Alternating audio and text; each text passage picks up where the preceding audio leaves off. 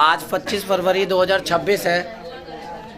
मैं ट्यूशन में अभी खड़ा हूँ इस समय और कल क्लास 10th का मैथ्स का फाइनल पेपर है हरियाणा बोर्ड का।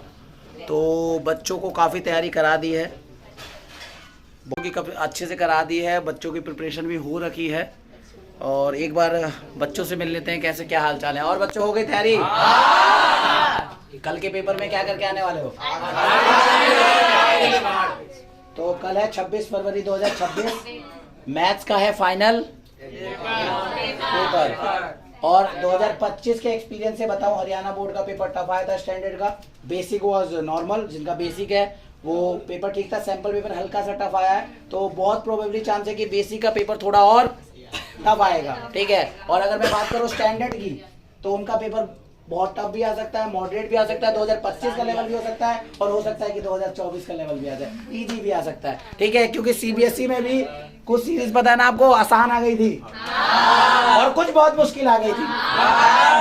तो सारी कंडीशन के लिए रेडी हो ना? तो देखो, पेपर हार्ड आए चाहे आसान, पेपर अच्छे से करना है।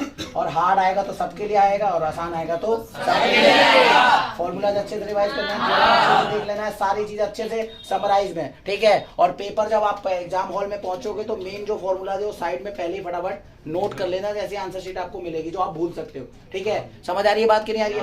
और बहुत डरना नहीं है, पैनिक नहीं होना है, रिलैक्स रहना है। सुनाई दे रहा है कि नहीं दे रहा? ठीक है, बी रिलैक्स, डोंट पैनिक, और अपना पेपर ईमानदारी से अच्छे से करना है। सुनाई दे रहा है ना? पैनिक नहीं होना है, डरना नहीं है, ये चीजें बहुत बच्चों को। और हाँ, ऐसा ना हो एक क्वेश्चन को ईगो पे ले लो, एक क्वेश्चन ईगो पे लगा लो और पूरे 80 नंबर का पेपर का बंटा धार कर जाओ। 5 नंबर का एक क्वेश्चन आपके 80 नंबर के पेपर को खराब ना करे।